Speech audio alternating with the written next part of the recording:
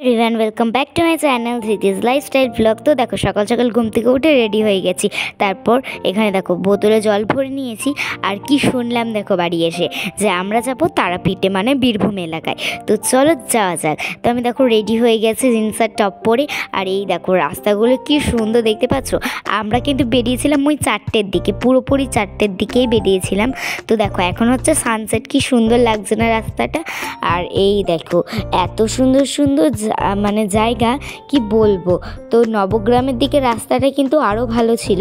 এই জায়গা এটা আমরা এখন কোথায় আছি আমি সেটা বলতে পারবো না, যেহেতু আমি অত রাস্তার মানে নাম জানি না। তো দেখো এখান দিয়ে আমরা এখন যাচ্ছি। আর এখানে দেখো কি বড় বড় টাওয়ার রয়েছে। আর এই দেখো মনে হচ্ছে কেউ গ্রিন গ্রাসের কার্পেট বিছিয়ে দিয়েছে একদম সমানভাবে। কিন্তু ধান দেখো, ধান ক্ষেত একদম সমানভাবে প্রচুর ধান ক্ষেত রয়েছে। আর এই ধান ক্ষেতগুলো কিন্তু আমার ভারী প্রিয়। এইগুলো দেখলেই যাতে মন একদম খুশি খুশি হয়ে যায়, মানে জার্নিটা যেন আরও সুন্দর করে তুলেছে এরাই। তো দেখো কি সুন্দর লাগছে, মানে এক একটা ধান কিন্তু এক এক রকম কালারের ছিল, কোনোটা ডিপ গ্রিন, কোনোটা লাইট গ্রিন, কোনোটা লেমন ইয়েলো এরকম। তারপর দেখো আমরা নবগ্রামে ঢুকে গেছি। আর এই যে এটা দেখলেই বোঝা যায় যে মাটির বাড়ি রয়েছে নবগ্রামে। তো দেখো মাটির বাড়ি রয়েছে কিন্তু নবগ্রামে। আর এখানে দেখো আমরা কিন্তু এখন নবগ্রামেই রয়েছি। আর এই সিনটা জাস্ট দেখো কি সুন্দরভাবে কিন্তু সানসেট হচ্ছে। আর সানসেট সাইডে দেখো তোমাদেরকে এটা কিন্তু আমি দেখাতে দেখাতে নিয়ে এসেছি যে ধান ক্ষেতগুলো কি সুন্দর লাগছে না। তারপর আমরা একটু ব্রেক নিয়েছিলাম এখানটাতে, তো তোমাদের সাথে একটু শেয়ার করে দিলাম। আর তারপর দেখো এখানে এরপর তো এখানে মানে কি বলবো অন্ধকার হয়েই এসেছিলো।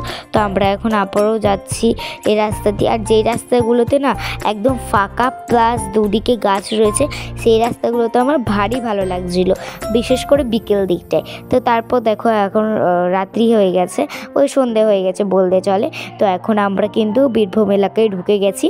আর আমরা এখন একটা ফাঁকা রাস্তার মধ্যে দিয়ে যাচ্ছি। তো এখন আমরা হচ্ছে এই হোটেলটা দেখছিলাম, কিন্তু আমরা এই হোটেলটা নিইনি। অ্যাট লাস্ট একটা আমরা অন্য হোটেল নিয়েছিলাম, যে হোটেলটা তো মোটেই ভালো ছিল না। আমার এক্সপ্রেশন দেখেই তোমরা বুঝতে পারছো একদমই কিন্তু ভালো ছিল না হোটেলটা। অ্যান্ড এখানে ঠাম্মি দাদু সবাই রয়েছে। তো এই দেখো এখন আমাদের সব হয়ে গেছে, আমরা এখন যাচ্ছি নিচে। অ্যান্ড এখানে হচ্ছে এই যে শ্মশানটা তারাপীঠে। আর তারপর আমরা একটু মায়ের জন্য একটা শাড়ি নিয়ে নিলাম, আমরা এই শাড়িটা নিয়েছিলাম এই দেখো। আর এখানে দেখো আমি রাত্রেবেলা এভাবে শুয়েছিলাম। তারপর সকালবেলা ঘুম থেকে উঠে রেডি হয়ে গেছি। আমরা জানো তো রাত 2টোর সময় উঠেছিলাম, মানে ভাবতে পারছো।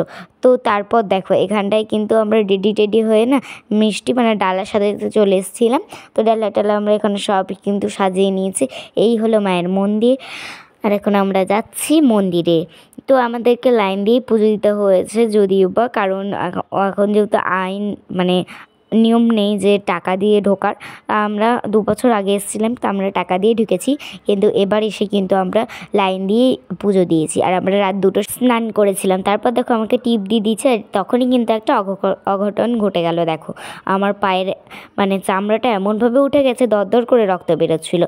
তো যাই হোক, তারপর ব্যান্ডেড লাগিয়ে আবার কোনোভাবে বাড়ি চলে এসেছি। তো আজকের ভিডিওটা এরকম এইটুকুই। কেমন লাগলো অবশ্যই কমেন্টে জানিও। আর ভিডিওটি ভালো লাগলে এই ভিডিওটিকে লাইক করে দিও, আর আমার চ্যানেলটিকে কিন্তু সাবস্ক্রাইব করে দিও। আর পাশের ঘন্টিটিকেও কিন্তু অন করে রাখবে, যাতে নোটিফিকেশন সবার আগে পাওয়ার জন্য। তো আজকের ভিডিওটি কইছো, বাই বাই।